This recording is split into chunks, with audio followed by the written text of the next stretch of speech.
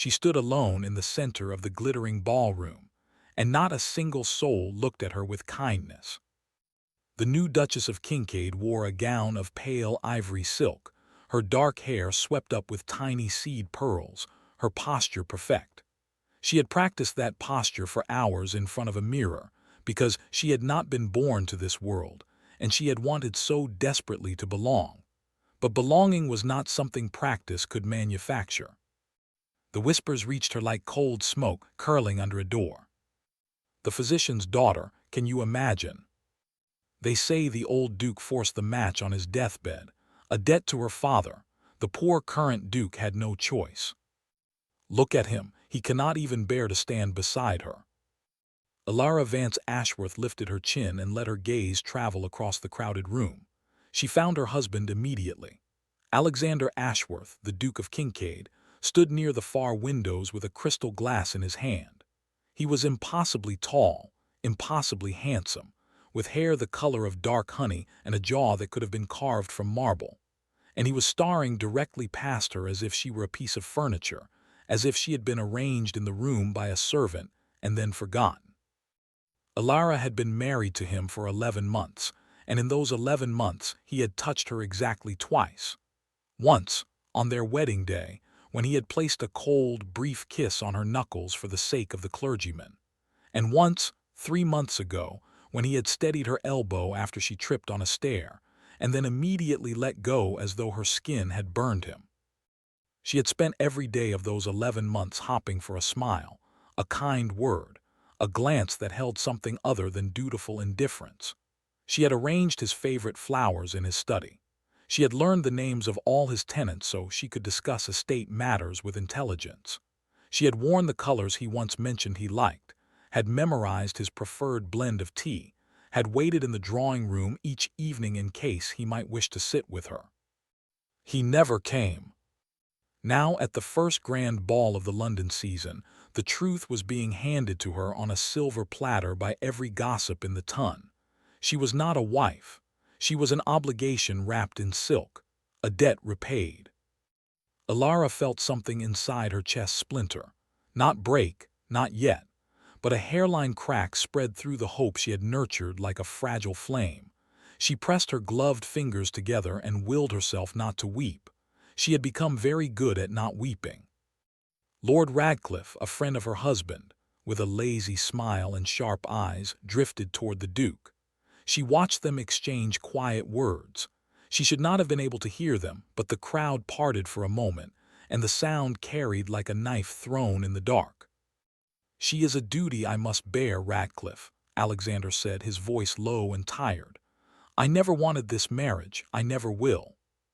The words landed inside Alara and settled there, heavy and cold as stones at the bottom of a river. She did not gasp, she did not sway. She simply turned very slowly and walked out of the ballroom. No one stopped her, no one even noticed. That night in the grand, echoing silence of her bedchamber at Kincaid House, she sat before the mirror and unpinned her hair, strand by strand, pearl by pearl. She looked at her own reflection, at the face of a woman who had once laughed easily and run barefoot through wildflower meadows, and she whispered a vow to herself. No more. She would stop waiting for love that would never come. She would stop bending herself into shapes that pleased a man who saw her only as a burden. From this moment forward, she would live for herself, and for the people who actually needed her. And if Alexander Ashworth never looked at her again, she would learn not to care. The change began the very next morning. For the first time since her marriage, Alara did not come down to breakfast hopping to catch a few minutes with her husband. Instead, she rose early, dressed in a simple woolen gown of dove gray, and walked down to the kitchens. The cook, a broad-shouldered woman named Mrs. Bellamy, looked up in shock. "Your Grace, you should not be down here." "I should be exactly where I am useful, Mrs. Bellamy," Alara said, and her voice was calm and steady. "I wish to review the household accounts and then visit the village. I understand several tenant families had a difficult winter." Mrs. Bellamy blinked, then smiled. It was the first genuine smile Alara had received in a very long time. Over the following weeks, Alara immersed herself in the estate. Thornwood Hall was a vast, ancient manor of honey-colored stone, surrounded by rolling hills and thick woodlands, and it had been neglected in small, quiet ways for years. She discovered a leaking roof in the east wing that no one had reported. She reorganized the still room and began producing herbal remedies for the tenants, a skill her physician father had taught her. She visited every cottage, learned every name, listened to every worry. The housekeeper, Mrs. Pemberton, who had initially viewed her with polite suspicion, began to seek her out for advice. The groundskeeper started leaving fresh wildflowers on the windowsill of her sitting room. The tenants began calling her the People's Duchess, and the name spread from kitchen to stable to village green. Alara smiled more. She laughed with the children who tugged at her skirts. She sat with the elderly and held their hands. She found a purpose that filled the hollow place inside her, and slowly the hollow place began to heal. And Alexander noticed none of it, because he was rarely at Thornwood Hall. He spent most of his time in London, attending his clubs and his parliament sessions and his endless social obligations. When he did return, he ate his meals in his study, spoke to Alara only about household formalities, and disappeared again within days. But something had shifted. At first, it was a small thing. He came home one evening and passed by the drawing room, and she was not there. The fire was unlit, the chairs empty. For 11 months, Alara had waited in that room every single evening, a book open on her lap, her face lifting with hopeful expectation the moment she heard his footsteps. He had grown so accustomed to it that its absence felt like a missing stare. He frowned, shook off the feeling, and went to his study. A week later, he returned to find the great hall filled with the scent of fresh bread and lavender. Alara was in the estate office, her sleeves rolled up, ink on her fingers, poring over tenant ledgers with Mrs. Pemberton. She looked up when he appeared in the doorway, and her expression was polite, distant, perfectly composed. "Your Grace," she said, and it was the same tone she used with visiting clergymen. "I require the quarterly reports," he said, because he did not know what else to say. "They are on your desk. I delivered them yesterday." He nodded and left, but as he walked down the corridor, he realized something was wrong. She had not called him by his name, not once. She had stopped using his name months ago, he now realized, and he had never even noticed.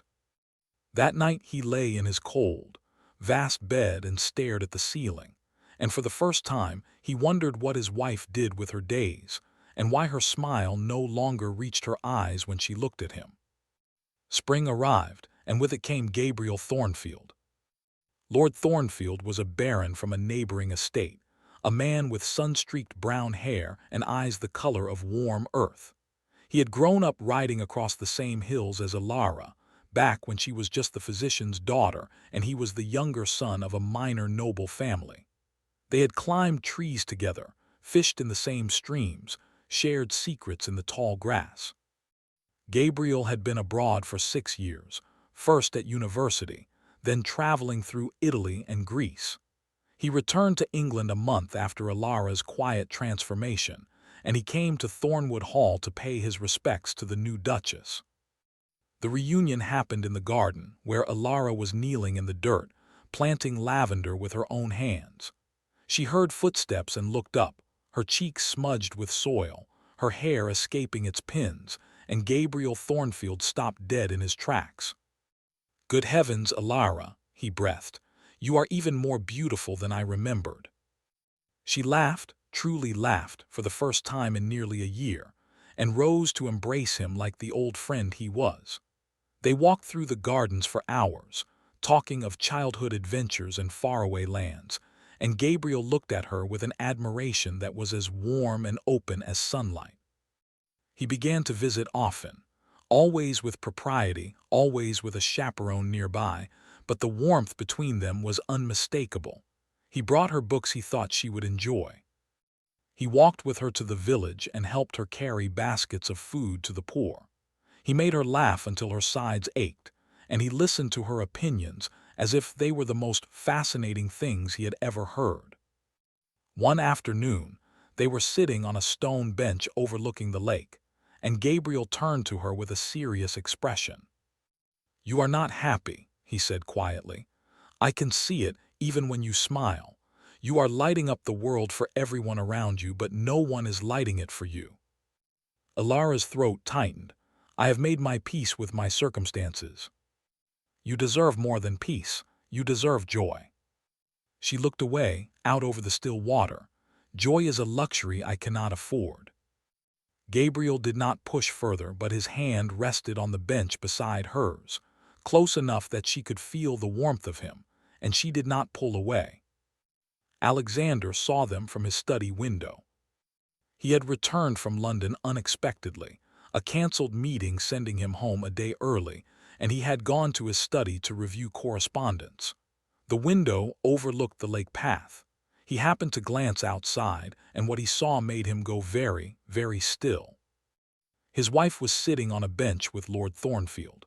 Her head was tilted back, her laughter drifting up like music, and Thornfield was looking at her the way a man looks at a sunrise he never wants to end.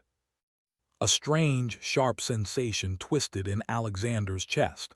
He did not recognize it at first. It took him several long, silent seconds to put a name to it. Jealousy. He had never felt jealousy before, not over anything and certainly not over his wife. She was a duty, a promise made to a dying father, a woman he had married out of obligation and treated with careful, cold distance. Why should it matter if a childhood friend made her laugh? But it did matter. It mattered so much his hands began to tremble, and he had to set down his pen before he snapped it in half. He watched for another minute, then turned away from the window and stood in the dimness of his study, breathing hard. Something was cracking open inside him, something he had locked away long before he ever spoke his wedding vows, and he did not know what to do with it. That night, Ilara dined alone as she had done for months. The long mahogany table stretched before her, empty chairs lining both sides like silent sentinels. She had grown accustomed to the solitude, even found a strange comfort in it. But tonight the door opened, and Alexander walked in. She looked up, startled. He stood in the doorway in his dark evening coat, his jaw tight, his eyes unreadable. "May I join you?" he asked. It was such an unexpected question that she nearly laughed. This was his house, his table. He had never asked permission for anything. "Of course, Your Grace." He sat at the opposite end of the table, and the footman hurried to bring him a plate. The silence stretched between them like a frozen river. Ilara continued eating, her movements calm and unhurried, because she had stopped trying to fill his silences months ago. "You were with Lord Thornfield today," Alexander said finally. His voice was even, but there was an edge beneath it, something taut and barely restrained. "I was. He is an old friend. He visits often." Ilara set down her fork and met his gaze. "Yes, he does. People will talk. People have always talked, Your Grace. I learned long ago that I cannot stop them." She paused, and then added very softly, "I also learned that it does not matter what they say as long as I know my own heart." Alexander's knuckles whitened around his glass. "And what does your heart know?" She looked at him for a long moment. The man she had loved with quiet, desperate hope for nearly a year. The man who had called her a duty he never wanted. The man who was now staring at her as if she were a puzzle he could not solve. "My heart," she said, "knows when it is not wanted, and it has learned to survive that." She rose from the table, curtsied with perfect grace, and left the room. Alexander sat alone in the candlelight, the food untouched before him, and felt something he had never allowed himself to feel before. Regret. The days that followed were strange and strained. Alexander did not return to London. He stayed at Thornwood Hall, and Ilara could feel his presence everywhere, like a shadow she could not shake. He appeared in the garden when she walked. He lingered in the doorway of the estate office when she worked. He asked her questions about the tenants, about the ledgers, about her day, and his voice was awkward and unpracticed, as if he were learning a language he had never spoken before. She answered him politely, always politely, but she did not offer him anything more. She had spent 11 months offering, and he had thrown every offering into a void. She had no more to give. Gabriel continued to visit, and Alexander's jaw tightened every time his name was announced. One afternoon, Gabriel brought her a small bouquet of wildflowers, the same kind she had loved as a girl, and she laughed and pressed them to her nose. Alexander watched from the terrace, and something dark and desperate moved behind his eyes. That evening he found her in the library, alone. She was sitting by the fire with a book, and she looked up with mild surprise when he entered. "I need to speak with you," he said. "I am listening." He paced before the hearth, his hands clasped behind his back. "Lord Thornfield is not a suitable companion for a duchess. His attention is too familiar. It invites speculation." Elara closed her book. "Lord Thornfield is my friend. He has shown me kindness when I had none. I will not dismiss him to soothe your sudden concern for appearances." "It is not about appearances," Alexander said, and his voice cracked slightly, betraying him. "It is about—" He stopped, struggling. "About what?" He turned to face her, and for the first time his mask slipped. She saw something raw in his eyes, something wounded and confused, and it stole her breath. "I do not know," he admitted, his voice barely above a whisper. "I do not know what it is about. I only know I cannot bear it." Elara stared at him. The great, cold Duke of Kincaid, undone by wildflowers and a childhood friend. A part of her wanted to soften, to reach for him. But the memory of his words at the ball, the memory of 11 months of silence, held her still. "You cannot bear it," she repeated quietly. "But I have borne much, your grace. I have borne your indifference, your absence, your words, spoken to Lord Radcliffe as though I were a burden you were forced to carry. I have borne all of it alone. And now you stand here and tell me you cannot bear a few flowers from a friend." Alexander flinched as though she had struck him. "You heard that?" "I heard everything." The silence that followed was so heavy it seemed to press the air out of the room. "Elara," he said, and it was the first time he had spoken her name in months, maybe ever. It sounded like a prayer and a wound all at once. She rose from her chair, her book pressed to her chest like a shield. "I am not angry, Alexander. I am simply done. I have stopped hopping for things that will never be. I suggest you do the same." She walked past him, close enough that her sleeve brushed his arm, and left him standing alone in the firelight. The next day, Elara found the letter. She had gone into his study to retrieve an inkwell she had lent to his steward. Alexander was out riding, and the study was empty. The desk was cluttered with papers, which was unlike him, and as she reached for the inkwell, her sleeve caught a stack of documents and sent them fluttering to the floor. She knelt to gather them, and her eyes fell on a letter written in a neat, formal hand. It was from his solicitor in London. She did not mean to read it, but the first line caught her like a hook. "Regarding the matter of the annulment, as previously discussed." Annulment. Her blood turned to ice. She sat back on her heels and read the rest with eyes that blurred and cleared and blurred again. The solicitor was confirming that the legal grounds for annulment remained intact, as the marriage had never been consummated. The document further acknowledged the Duke's stated intention to dissolve the union after a period of 3 years, once the Duchess's reputation was fully established, and she would be free to live independently without scandal. The annulment would be arranged discreetly, and all necessary financial provisions had already been set aside for her future. Elara read it 3 times, and each time, a different emotion washed through her. First, devastation. He had planned to be rid of her from the very beginning. She was not merely a duty, she was a temporary arrangement, a problem to be solved and discarded once a suitable amount of time had passed. Second, confusion. Why 3 years? Why wait? If he wanted to be free of her, And why provide for her so generously? The sums mentioned were vast, enough to keep her in comfort for the rest of her life. Third, a strange, aching sorrow that had nothing to do with her own hurt, because the letter revealed something else, something he had never told her. The marriage had not been forced upon him by his father's deathbed wish.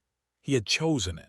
The letter referenced the circumstances of the union, which His Grace entered into voluntarily to protect the lady's family from ruin. Protect her family from ruin. She thought of her father, the kind physician who had once been accused of malpractice by a jealous rival. The accusation had been vicious, public, and then suddenly, mysteriously, it had vanished. The rival had retracted his claims overnight. Her father's reputation had been saved, and the old duke had praised him publicly, showered him with gratitude for past services. The marriage proposal had followed shortly after. Alara pressed a hand to her mouth. Alexander had saved her father. He had used his power and his name to shield her family from scandal, and he had married her to seal that protection, to give her a title and a future when her own future had been on the brink of destruction. And he had never touched her, never consummated the marriage, because he had always planned to give her a way out. An annulment, clean and quiet, once she no longer needed his protection. He had not married her out of duty. He had married her to save her, and he had kept himself distant so that she would not be trapped. She did not know whether to weep or laugh or scream.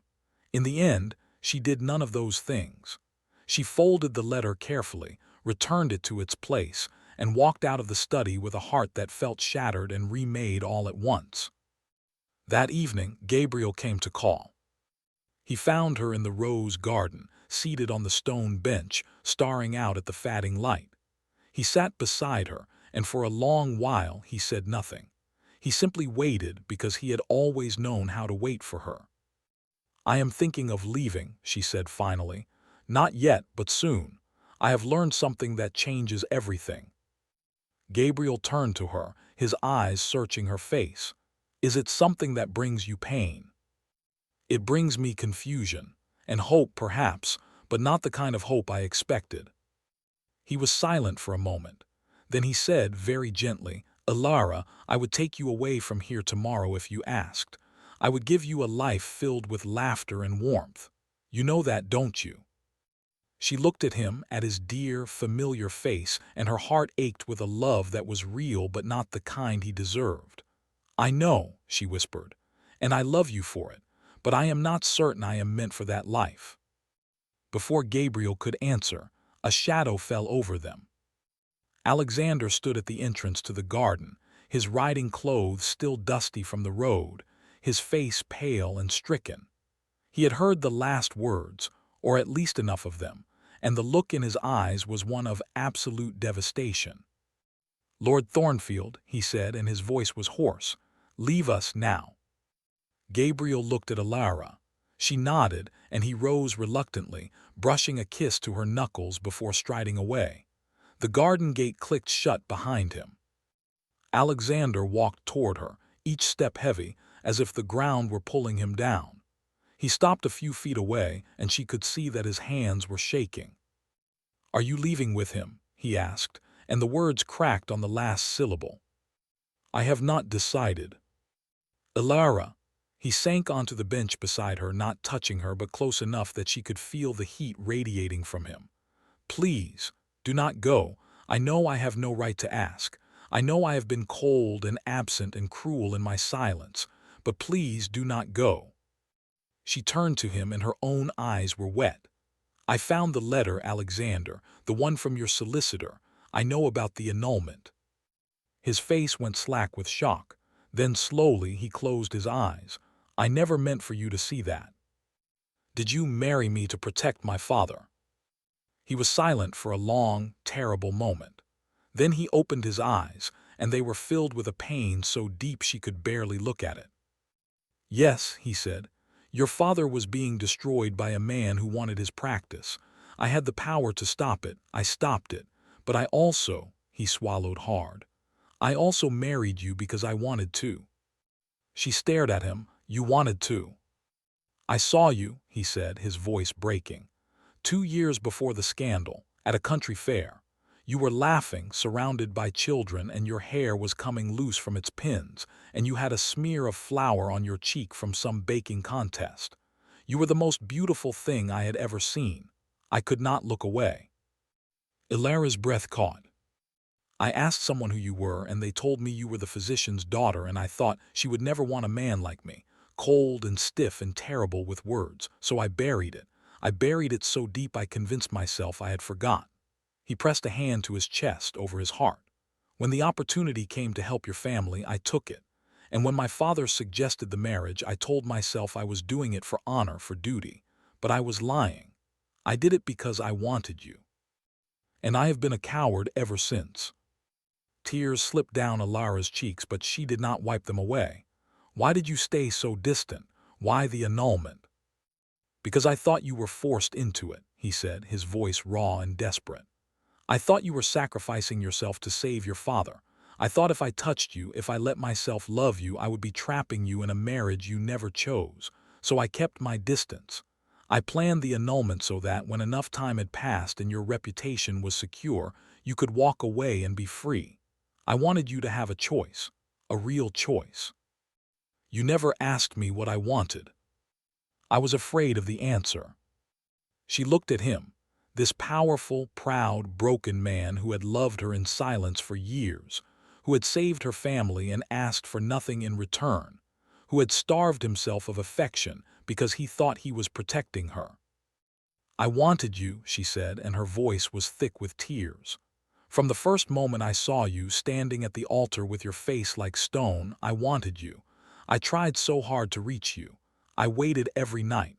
I wore the colors you liked. I learned your tenants' names. I would have done anything, if you had just looked at me." Alexander made a sound like a man who had been stabbed. "I looked. God help me, I looked every single day. I was just too much of a fool to let you see it." He reached for her then, his hands trembling, and she let him take her hands in his. His grip was warm and strong and desperate. "I love you," he said, the words tumbling out like a flood breaking through a dam. "I have loved you for years. I loved you when I saw you at the fair, and I loved you when I married you, and I loved you every night I sat alone in my study, aching to come to you. I love you now. I will love you until the day I die, even if you walk away from me and I never see you again." Ilara looked down at their joined hands, at the way his fingers trembled against her skin. "I am not going to walk away," she whispered. He went still. "I am not going to walk away," she repeated, lifting her eyes to his. "But I need you to understand something. You broke my heart, not once but day after day for 11 months. You cannot undo that with a confession. You have to earn it back. You have to show me, not just tell me, that I am not a duty to you." Alexander nodded, and a tear slipped down his cheek, catching in the stubble along his jaw. "I will. I will spend the rest of my life showing you, every hour of every day. I will become the husband you deserved from the beginning if you will let me try." She reached up and touched his face, her fingers brushing away the tear. It was the first time she had touched him willingly, and he closed his eyes as if the sensation were too much to bear. "Then try," she said softly. The healing began that night, not with grand gestures but with small, quiet things. Alexander asked if he might sit with her in the drawing room after dinner. She agreed, and they sat in the same room where she had waited for him so many empty nights, but this time he was beside her, and he talked to her. He asked about her day, her work with the tenants, her memories of her father. He listened to her answers with an intensity that made her feel seen for the first time. He came to breakfast the next morning, and the morning after that, and every morning after that. He learned how she took her tea. He brought her a small pot of lavender from the greenhouse because he had noticed she loved the scent. He accompanied her to the village and stood quietly while she visited the sick. And when an elderly woman wept with gratitude, Ilara saw his eyes grow bright. Gabriel Thornfield visited one last time, a week later. He took Ilara aside in the garden, looked into her face, and smiled a sad, gentle smile. "You are beginning to heal," he said. "I can see it." "I am," she said. "Does he make you happy?" She glanced toward the house, where Alexander was standing on the terrace, watching them with an expression of quiet, determined patience. He was giving her space, but he was not hiding. Not anymore. "I think he will," she said. Gabriel kissed her forehead, a brotherly kiss, and left. He would find his own happiness, she knew. He was too full of light not to. That evening, Alexander found her in the library again. He did not pace. He sat beside her, close enough that their shoulders touched, and they read in silence for a long while. Then he said, very quietly, "I have instructed my solicitor to destroy the annulment papers." She set down her book. "You did." "I do not want a way out. I never did. I only wanted you to have one if you needed it." He turned to her, and his eyes were open and vulnerable in a way she had never seen. "You do not need it, do you?" She shook her head. "No, I do not." He exhaled, and it was the sound of a man releasing a weight he had carried for years. "Ilara," he said, "may I hold your hand?" She smiled, a real smile, the kind that crinkled her eyes and warmed her whole face, and she slid her hand into his. His fingers closed around hers, gentle and sure. They sat like that as the fire burned low, two people who had traveled through pain and distance and silence, finally finding their way back to each other. The grand ball held at Thornwood Hall 3 months later was unlike any event the county had ever seen. The great hall was lit with hundreds of candles, and the music swelled through the open doors, spilling out onto the terrace where the summer night lay soft and warm. The ton had come in full force, curious to see the Duke of Kincaid and his mysterious Duchess, the physician's daughter who had supposedly trapped a duke. But what they saw made them whisper for entirely different reasons. Ilara stood at the center of the ballroom in a gown of deep blue silk, her hair threaded with sapphires, her head held high. And Alexander stood beside her, his hand resting at the small of her back with open, unmistakable pride. He did not leave her side. He danced with her twice, which was scandalously devoted. He introduced her to every guest with the words, "My wife, the Duchess of Kincaid," and his voice was filled with something that sounded very much like wonder. When Lord Radcliffe approached with his lazy smile and made a veiled remark about duty, Alexander fixed him with a cold stare and said, loudly enough for the room to hear, "You are mistaken, Radcliffe. My wife is not my duty. She is my greatest honor, and I will not hear a word against her." Radcliffe retreated, red-faced, and Ilara looked up at her husband with eyes that glistened. "You did not have to do that," she murmured. "Yes, I did." He lifted her hand to his lips and pressed a kiss to her knuckles, lingering this time, his eyes never leaving hers. "I should have done it 1,000 times before. I am sorry it took me so long." She leaned into him just slightly and let the warmth of his presence wash over her. Around them, the ballroom glittered and hummed, but she barely noticed. She was too busy memorizing the way he looked at her, the way he had looked at her every day for the past 3 months, as if she were something precious he had nearly lost and would never stop being grateful to have found again.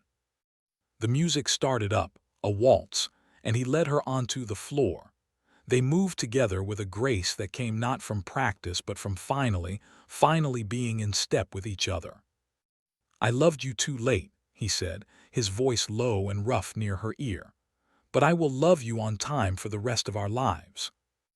Ilara smiled and tightened her hand on his shoulder. "Then we have nothing but time," she said, "and I intend to spend every moment of it with you." They danced on, two figures wrapped in candlelight and music, while the night deepened around them and the first stars began to appear in the sky. And in the grand, ancient halls of Thornwood, where silence and loneliness had reigned for so long, something new was born, something warm, something lasting. A love that had been forged in pain, tempered by distance, and finally, irrevocably healed.